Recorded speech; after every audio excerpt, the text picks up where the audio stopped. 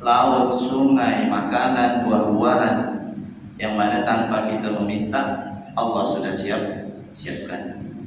Karena kita hanya nikmat yang sedikit yang kita tak dapat itu terus sampai kufur, naudzubillah. Kita supaya tetap ikuti sunnah-sunnah baginda Nabi Muhammad SAW, ikut di manhaj metode jalan Rasulullah SAW. Jangan sampai kita menyimpang, jangan sampai kita keluar dari jalan. Banyak banget sekarang yang mana dia dulu menjadi umat Nabi Muhammad, sekarang dicabut nikmat itu oleh Allah Subhanahu wa Ta'ala.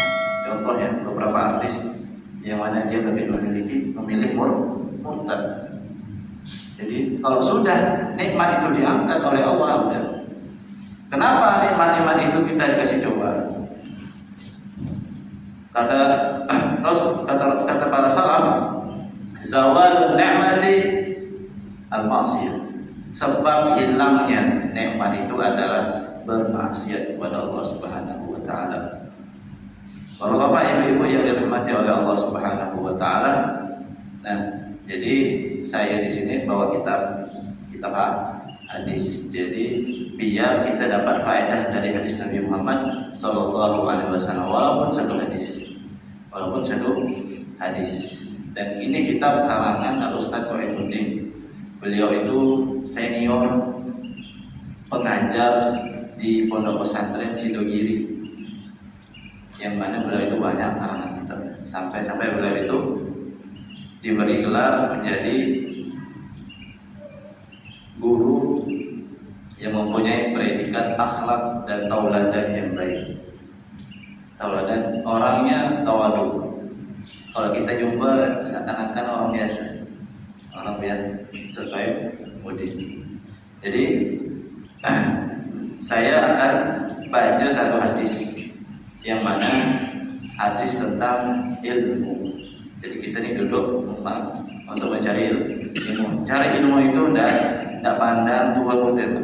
Makanya kata Nabi, "Utlubul ilma walau bisin." Carilah ilmu walau sampai ke negeri Cina. Maksudnya apa?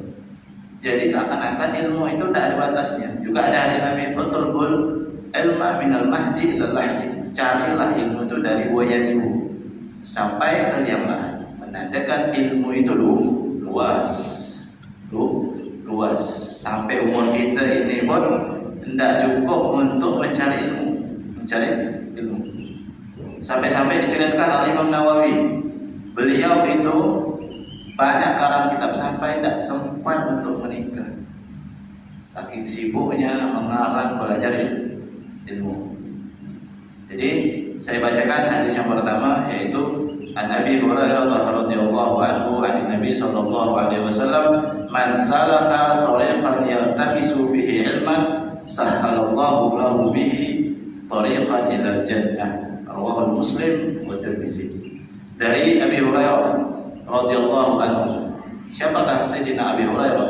Nama beliau adalah Abdurrahman bin Sakhar. Kenapa digelar dengan Abi Hurairah? Hir itu artinya kucing, Hurairah anak kucing.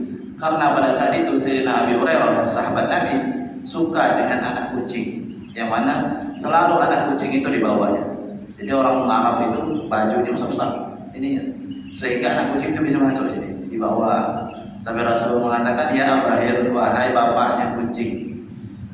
Itu Sayyidina Abu Hurairah. Dan orang yang termasuk mendapat 10 kabar gembira masuk surga. Ashratul min al-mubasysyirin bil jannah. 10 orang yang mendapat kabar gembira dari Rasulullah masuk surga.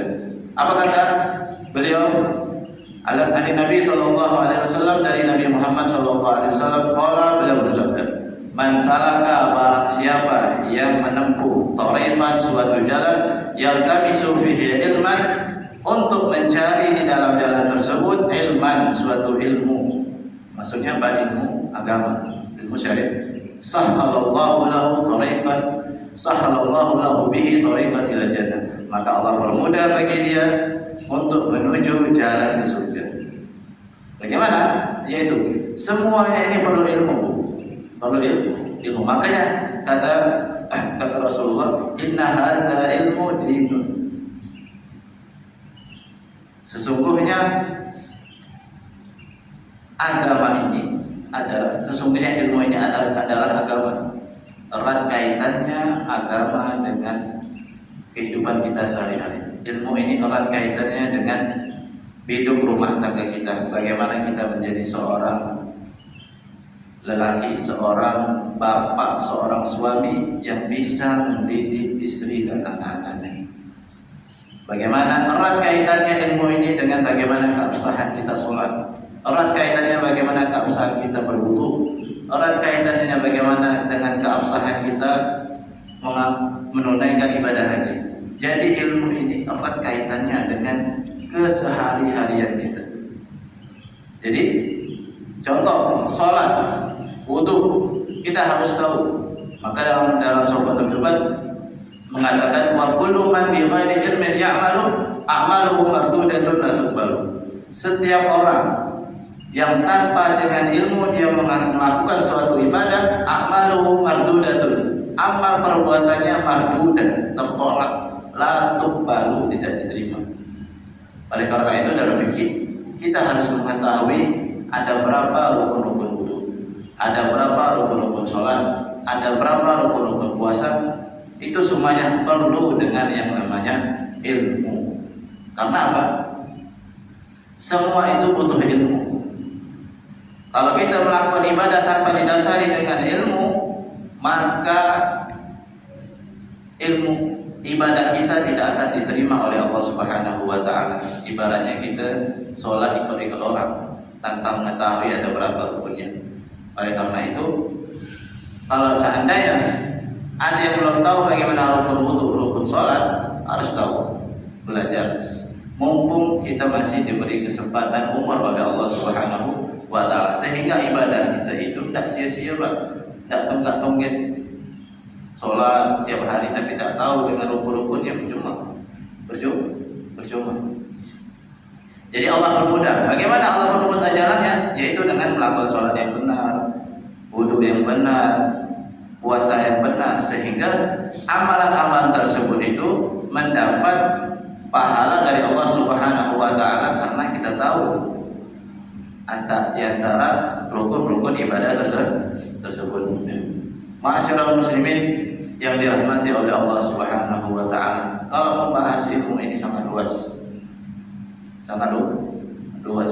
Oleh karena itu kita harus, walaupun di zaman sekarang ini lebih, zaman sekarang ini banyak yang orang kurang mengetahui akan ilmu agama.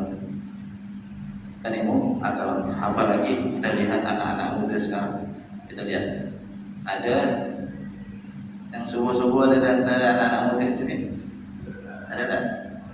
Nah, itu menjadi PR kita sama-sama.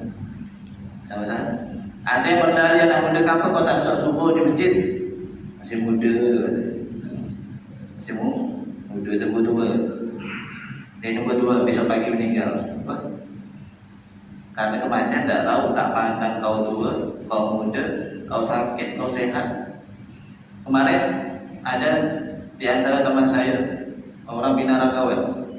Kita tahu kan orang binaragawan itu seakan-akan sehat hidupnya kan. Pola makan teratur, olahraga, kan logikanya sehat. Tapi apa? Kalau sudah ajal, Allah ada ya sebabnya. Allah tak. Jadi umur tidak ada yang tahu. Oleh karena itu, selagi kita ini masih ada umur, perbanyak mencari ilmu. Anak-anak muda kita, anak-anak kita, teman-teman kita yang masih muda. Nah, itu menjadi PR kita yang selama ini menjadi polemik. Jangan bukan hanya di masjid sini, di setiap masjid. Yang anak-anak muda yang mana mereka itu adalah penerus bagi-bagi kita yang sudah tua ini. Ya kan? Kalau seandainya ini semuanya akan mendapatkan gini, kalau semua sudah habis, siapa yang meneruskan? Jadi masjid ini kosong kan, tidak ada bangun. Itu jadi PR kita.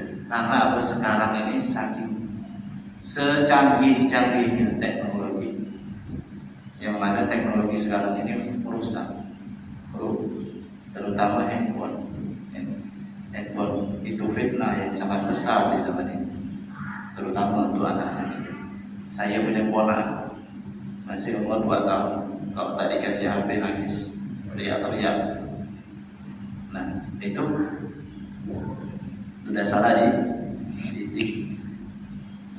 Jadi pasti dia besar selalu dengan HP, seakan-akan HP itu adalah jantungnya dia. Kita bayangkan seandainya anak-anak kita itu pagi buka Al-Quran, nah tidur buka Al-Quran, seperti HP, seakan-akan HP. Kita bayangkan HP yang dipegang sekarang itu, kita bayangkan itu Al-Quran. Ya Allah, nikmatnya. Ya, tiap hari yang anak kita bangun tidur buka Al-Quran, nah tidur buka Al-Quran, bukan HP. Seharinya dengan Al-Quran.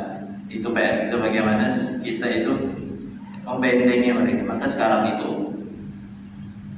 di antara untuk menyelamatkan anak kita, yang pertama yang untuk meminimalisir mereka itu terbebas dari pergaulan bebas. Pertama, masukkan mereka ke pondok pesantren. Kalau kita tidak mampu di pondok pesantren, walaupun mereka macam mana, tetap sholat 5 waktu. Pasti sholat 5 waktu. Walaupun dipaksa, tetap sholat 5 waktu, terjaga sholatnya. Kalau sekolah luar bisa dijamin? Bisa dijamin dulu sholat 5 waktunya. Nah, jadi itu yang untuk meminimalisir. Yang kedua, kalau kita tak mampu, misalnya tak tahan pisah dengan anak, karena ada orang tua itu tak tahan pisah dengan anak. Kalau memang tak mampu, masukkan mereka ke guru-guru ngaji, sehingga dalam satu hari itu dia ada masuk ilmu agama. Sehingga apa? Karena kita miris banget sekarang. Tadi malamnya itu kita lihat di mana? Boleh sore. Nah, itu yang banyak anak muda, penerus kita. Saya dari mana lewat situ? Saya kan ngajar di sini dari malam. Saya nengok, miris saya, sedih. Nabi Muhammad pasti sedih. Karena apa? Di situ campur lagi perempuan. Mana ini, ya kan? Kenapa? Karena dalam hadis riwayat Imam Tirmidzi, man taraka waladahu jahilan fakana kullu dzambin amilahu alaihi. Barang siapa yang mengabaikan anaknya, meninggalkan anaknya dalam keadaan bodoh dalam ilmu agama, maka setiap dosa yang dilakukan anaknya akan berdampak kepada orang tuanya, akan ikut mendapatkan dosa. Miris. Kalau sekarang mereka seperti itu, bagaimana ke depan? 5 tahun ke depan, 10 tahun ke depan, anak cucu kita. Jadi, maka di antara kata Nabi, di antara tanda-tanda kiamat itu adalah yadharu jahlan, tampak kebodohan, sehingga lam yubqi aliman, sehingga tidak tersisa orang alim, yang tersisa orang bodoh. Maka mereka wattakhadhu ru'asan juhala, mereka menjadikan pemimpin yang bodoh. Kemudian wasalu, mereka bertanya kepada orang pemimpin yang bodoh itu. Wa aftau bi ghairi ilmin, mereka berfatwa tanpa didasari dengan ilmu. Wa qallu wa adallu, mereka sesat dan menyesatkan. Kalau memang tak mau kiamat, anak kita harus tahu agama. Kalau sudah nampak kebodohan, nah itu sudah di antara tanda kiamat. Allah itu tidak angkat ilmu langsung ilmunya, tapi biqabdil ulama, dengan mencabut nyawa-nyawa para orang-orang alim. Kita lihat banyak orang alim meninggal sekarang. Banyak orang alim sudah yang punya ilmunya luas. Sekarang tinggal siapa? Al-Habib Umar bin Hafid. Kemudian Abu Bakar Al-Masyhur sudah dipanggil oleh Allah Subhanahu wa taala. Banyak di antara ulama kita dipanggil oleh Allah. Syekh Ali Jabir yang Al-Qur'annya luar biasa serta tafsirnya dipanggil oleh Allah. Terus siapa yang akan meneruskan perjuangan beliau-beliaunya, itu generasi kita. Kalau kita tak mampu bisa bawa mereka ke guru ngaji, yang ketiga, masukkan ke mereka ke sekolah-sekolah yang ada agamanya, walaupun tak mundur. Setidaknya dalam situ ada agama, biar tak kosong anak kita dari ilmu agama. Kemudian yang keempat, bawa mereka ke majelis-majelis ilmu. Majelis, karena majelis ilmu tuhidul qalb, menghidupkan hati. Kita jangan memikirkan kita kalau lapar makan, sibuk cari makan untuk tenaga, menghidupkan badan. Hati juga perlu makan. Apa makanan hati itu? Ya ini. Hadir ke majelis ilmu. Kalau tak mampu hadir majelis ilmu, ada HP, makan HP, nonton YouTube. Tapi dilihat betul. Pakai hadis Nabi tadi mengatakan inna hada ilmu dinun. Fanzuru aman ta'khudhu dinakum. Maka lihat kepada siapa kalian itu berguru. Kepada siapa kalian itu menimba ilmu. Kalau sudah salah guru, salah arah. Kalau sudah salah arah, sulit untuk mengembalikan ke arah yang benar. Sangat sulit. Bapak-bapak, ibu-ibu yang dirahmati oleh Allah Subhanahu wa taala. Yang kenyataan ini yang saya sedih kan? Sedih. Kadang-kadang generasi kita mereka itu jauh daripada syariat, nanti tidak kenal nanti sampai pernah saya nanya yang pesantren ya, yang mondok jadi saya tanya, saya ngajar ada berapa anak Nabi? Ada 10 saja. Anak Nabi saja mereka tidak tahu, tidak tahu. Ada yang menjawab ada 7 saja anak Nabi. Betul, suruh sebutkan. Aisyah disebutkan. Aisyah itu istri Nabi. Ini mondok, yang mondok pesantren, apalagi anak-anak yang di luar. Jadi kalau sudah kenal dengan Nabi-nya, maka dia akan tahu. Oh ini yang terakhir diceritakan di dalam kehidupan Habib Ali bin Muhammad bin Husain Al-Habsyi yang mengarang kitab Sibtul Duror, yang mana ibunya itu mengajarkan anaknya pada saat cerita, wahai Ali, masih kecil, Sayyidina Habib Ali itu, engkau bukan jadi anakku kalau kau belum mimpi Nabi. Apa kata anaknya? Wahai ibuku, bagaimana aku mimpi Nabi caranya? Banyak-banyak selawat. Setelah beberapa bulan selawat, bertemu dengan Rasulullah. Gembira dia baginya. Ngangkat kemana? Wahai ibuku, aku bertemu dengan Rasulullah. Apa kata ibu? Di mana kamu bertemu dengan Rasulullah? Dalam mimpi. Ali, kamu belum masih anak. Bukan jadi, belum aku anggap sebagai anak.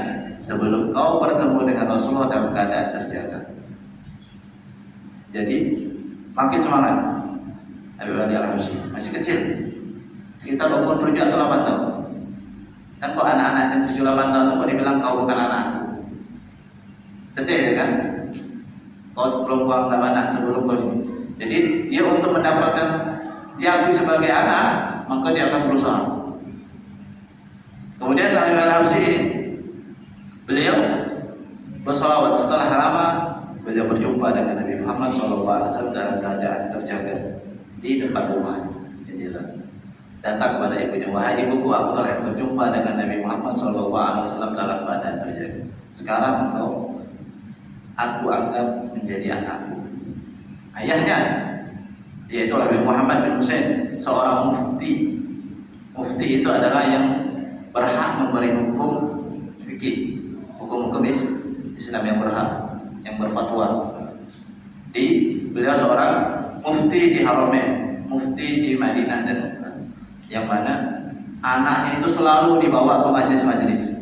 Ada majelis Habib ini pergi bawa anak, bawa anak. Setiap ada majelis pergi dibawa terus, supaya anak itu, oh ini jalan yang jadi itu. Jadi kita sebagai orang tua harus menimbulkan tauladan dulu. Tauladan kita sholat masjid, sambil mengajak anak.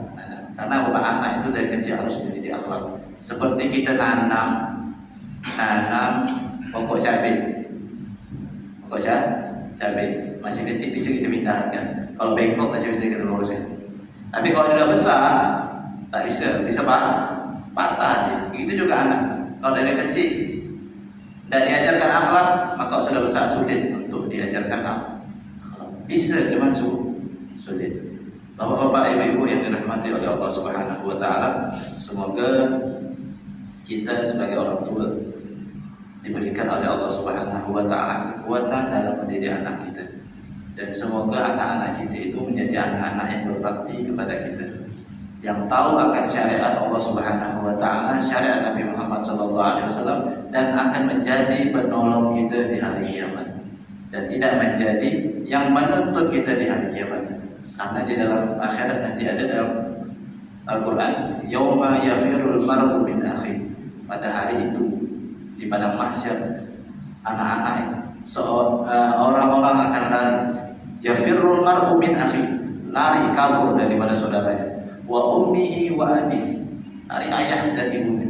Wa sahibatihi wa bani, dari teman dan anak-anaknya. Likulli imri'in sya'nu yughni, setiap orang akan menuntut akan hak-haknya. Siapa yang pernah dizalimi, maka dia akan menuntut di akhirat. Saya pernah dizalimi oleh si fulan, wahai Allah, aku minta keadilan. Tadi bertanggung jawabnya. Setiap kita ini mempunyai tanggung jawab. Tanggung jawab itu akan ditanyakan oleh Allah Subhanahu wa taala. Kemana kita akan membawa anak kita? Akan dipertanyakan oleh Allah Subhanahu wa taala. Akhirnya, kalau ada kata-kata yang salah dari saya, mohon dimaafkan.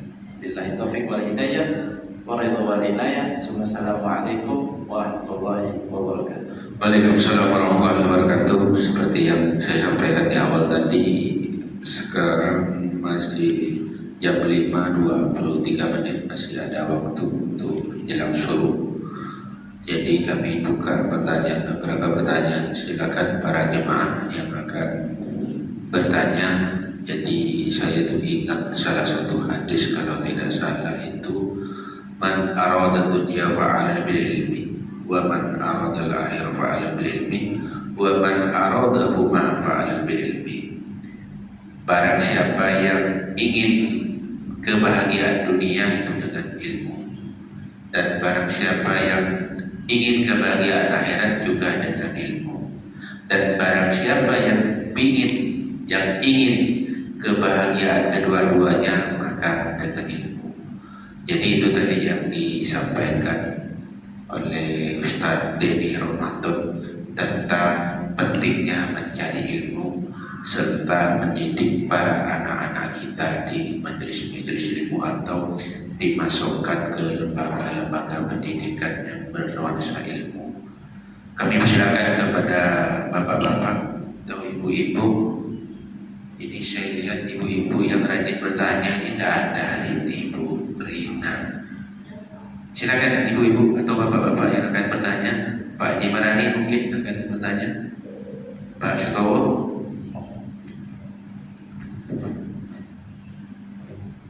Silakan Pak Toso, Pak Sutowo. Assalamualaikum warahmatullahi wabarakatuh. Waalaikumsalam warahmatullahi wabarakatuh. Terima kasih atas kesempatan ini.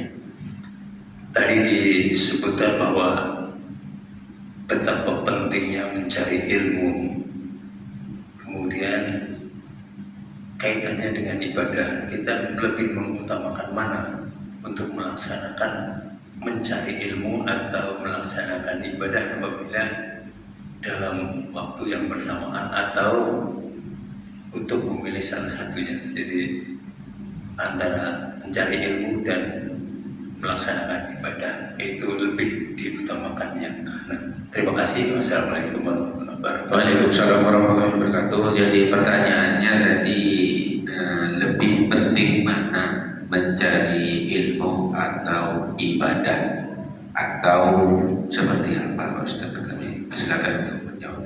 Jadi untuk menjawab itu kita lihat keadaan. Kalau masih anak-anak, kita tempat mereka dengan ilmu sehingga ibadah mereka menjadi sah dan diterima. Walaupun ibadah kita tidak tahu diterima atau tidaknya kan. Tapi itu tuntutan dari Rasulullah, harus belajar dulu. Bagaimana kalau kita yang sudah misalnya masih waktu bujang, kita tidak tahu ilmu ini itu kan, kita sudah tua, udah ada umur baru tahu kan. Jadi bagaimana?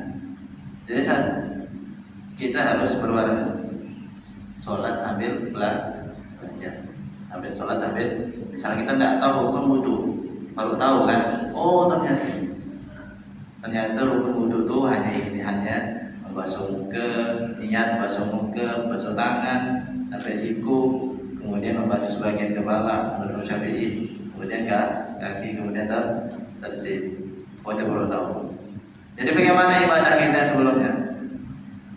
Karena dalam kaidah fikih itu, kalau kita tidak tahu, itu akan dimaafkan.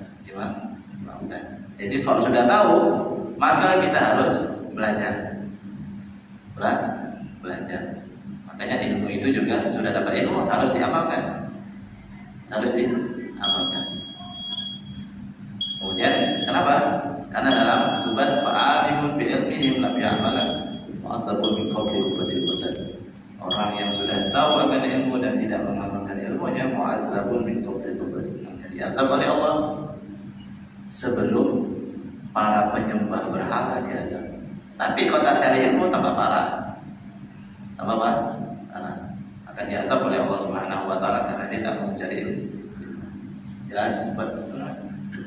Oke, itu jawabannya Pak Sutomo. Jadi kalau masih kecil, ya memang tugas kita untuk mendidik anak-anak kita untuk belajar yang tadi dijelaskan oleh Ustaz Denny Ramadan. Dan kalau kita yang sepuh-sepuh ini baru tahu, ya tadi masih ada dispensasi lah, dimakfu gitu. Oh kita ini udah sepuh gitu.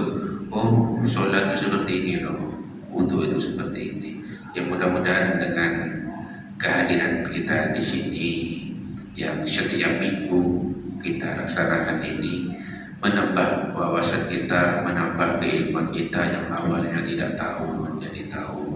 Dan mudah-mudahan sedikit demi sedikit, karena kalau kita yang sudah sepuh-sepuh ini, apalagi kayak Pak Haji Suradi ini udah kepala 7 ya, Bapak Haji Sugiman ini udah alhamdulillah udah 80 lebih saya dengar umur, Pak Muyar ya kan memang harus sedikit-sedikit nih, karena kalau boleh dikatakan memori otak kita ini kan sedikit terbatas itu, pandangan udah kabur ya kan, makannya udah bubur begitu.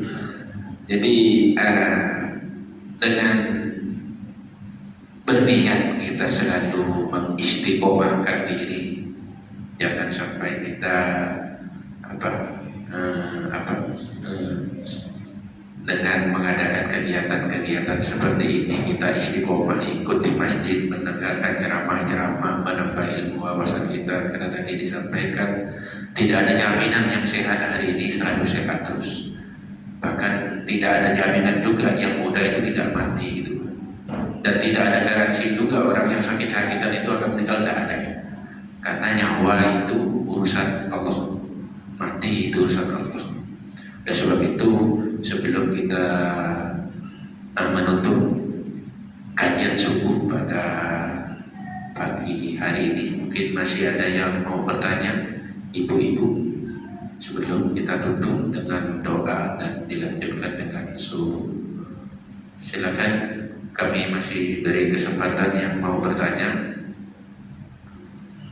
Kalau tidak ada, Pak Haji Marani, silakan. Assalamualaikum warahmatullahi wabarakatuh. Waalaikumsalam. Terima kasih atas kesempatan yang diberikan. Jadi saya ingin tanya, tapi dua yang disampaikan terkait dengan niat.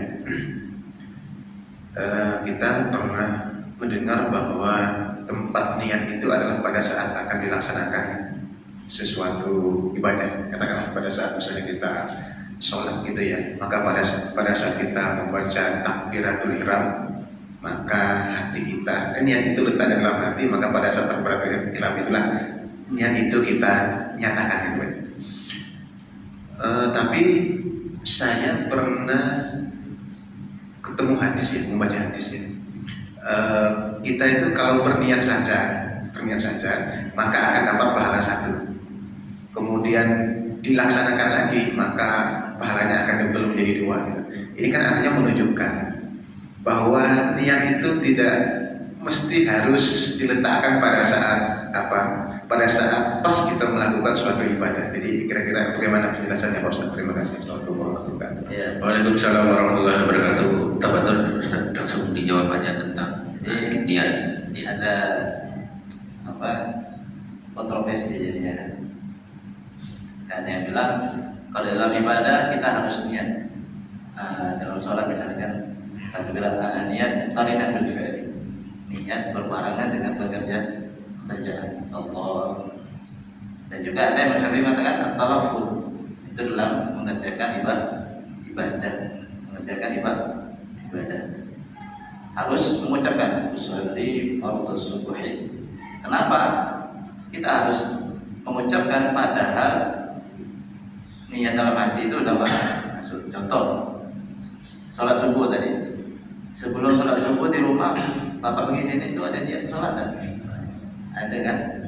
Ada kan? Mau kesini apa? Tadi subuh untuk sholat itu sudah ada nih. Kenapa dalam sholat itu pas sholat harus muqtarinan bil fi'li serta dengan pekerjaan ibadah tersebut dan talaffuz supaya apa? Di dalam kita fatul i'anatul talibin supaya hati kita ini apa yang kita baca kita dengar masuk ke telinga. Itu jadi kita ini memang sholat. Sholli fardhu subuhi raka'ataini ma'muman adaan mereka.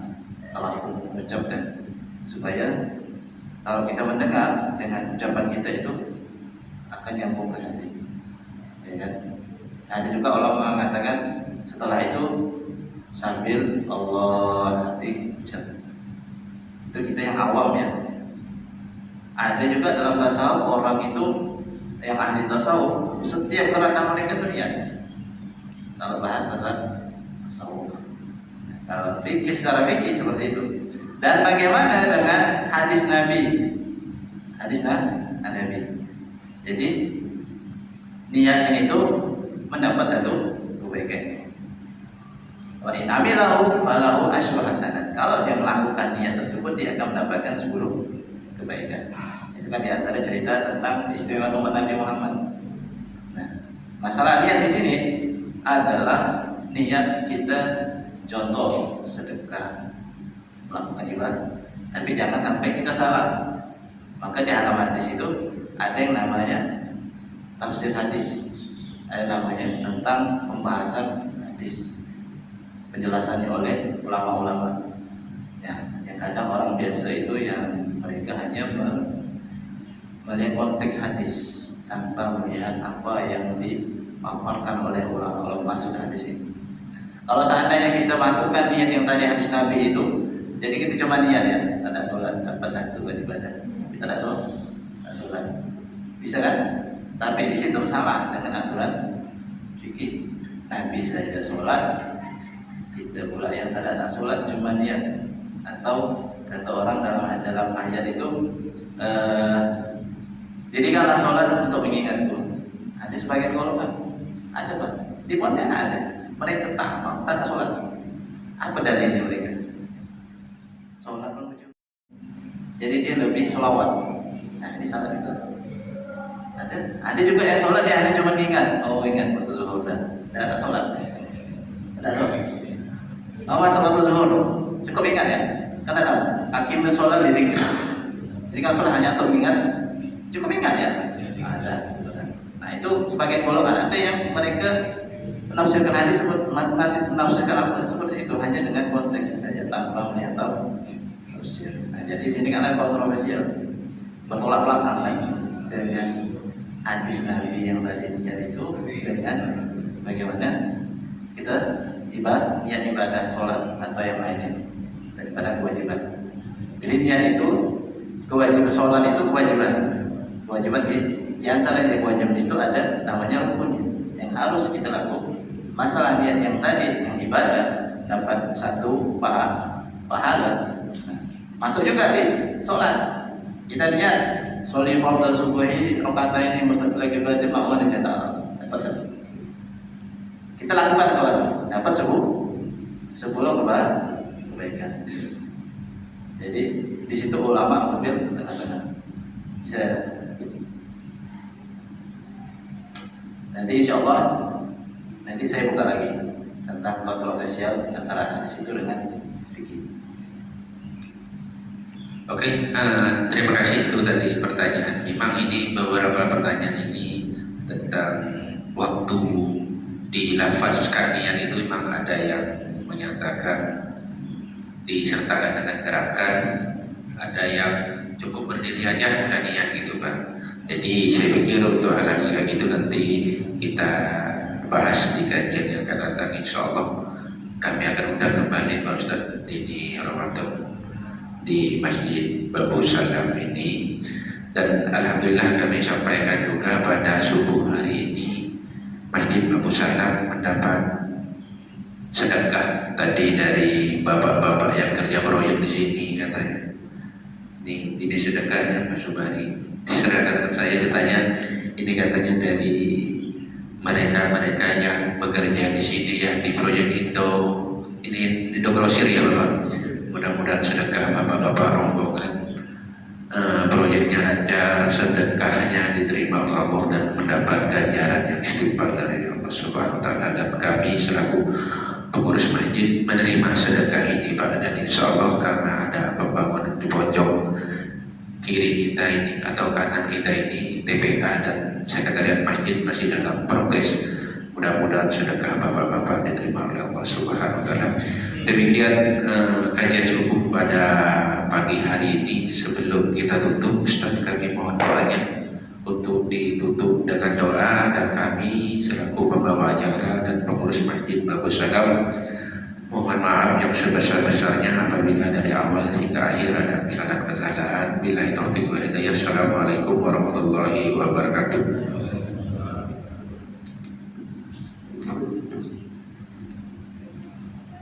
Bismillahirrahmanirrahim. Alhamdulillahirabbil alamin wassalamu ala asyrofil anbiya'i wal mursalin sayyidina Maulana Muhammadin wa ala alihi wa sahbihi ajma'in. Amin. Allahumma ja'al jam'ana hadza jam'an marhuman. Amin. Wa farraqna min ba'dihi tafarruqan ma'suman wa marhuman. Amin. Wa ja'alna wa 'alaina wa la ma'ana syaqiyyan wa la matrudan wa la mahruman. Rabbana qulna anfusana wa in tu'minu wa rahmatan lanakunanna minal khasirin. Ya Allah, dulunya kami di masjid ini, di rumahmu ini. Amin ya Allah. Ya Allah, ya Allah, kami punya anak-anak, ya Allah, generasi ketinggalan anak dan keturunan kami, keturunan yang akan tahu akan ilmu Nabi Muhammad SAW, dan jadikanlah mereka menjadi penerus bagi Nabi Muhammad SAW, dan menjadi penolong kami sebagai orang tua, wahai Allah. Jadikan mereka penolong kami di akhirat nanti kelak, ya Allah. Kalau mereka sekarang masih dalam keadaan lalai, maka berikanlah mereka hidayah, ya Allah Subhanahu wa ta'ala, melalui orang-orang tua kami, para ulama, para ustaz-ustaz, ya Allah ya Arhamar Rahimin. Rabbana taqabbal minna innaka antas samiul alim wa tub 'alaina innaka antat tawwabur rahim. Ya Allah, di antara kami ada yang sakit, ya Allah, sehingga mereka tidak bisa hadir bersama kami. Ya Allah ya Arhamar Rahimin, bagi hari ini yang berkah ini, berikan mereka yang sakit kesembuhan yang sempurna, ya Allah. Kami mempunyai orang-orang tua, panjangkan umurnya, ya Allah. Orang-orang tua kami yang sudah tiada, lapangkan kuburnya, lapangkan dosanya, ya Allah. Berikan mereka sebaik-baiknya tempat di kubur sana, ya Allah ya Rahman Rahim, dan dikumpulkan bersama baginda Nabi Muhammad sallallahu alaihi wasallam. Rabbana atina fid dunya hasanah wa fil akhirati hasanah wa qina adzabannar wa adkhilna jannata ma'al abrar ya aziz ya ghaffar ya sattar ya rabbal alamin. Bihamdi subhana rabbika rabbil izzati amma yasifun wa salamun ala al mursalin walhamdulillahi rabbil alamin. Sallallahu ala Muhammad sallallahu alaihi wasallam. Sallallahu ala Muhammad sallallahu alaihi wasallam. Sallallahu ala Muhammad sallallahu alaihi wasallam. Sallallahu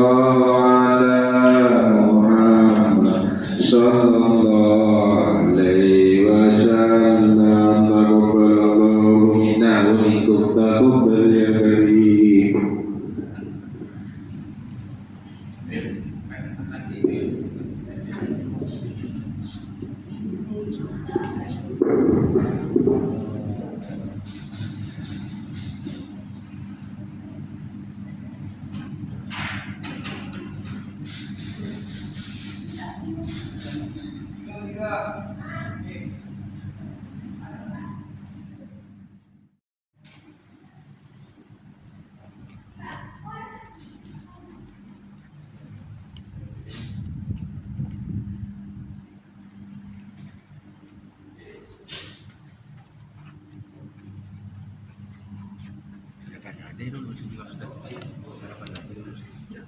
Sama-sama ya.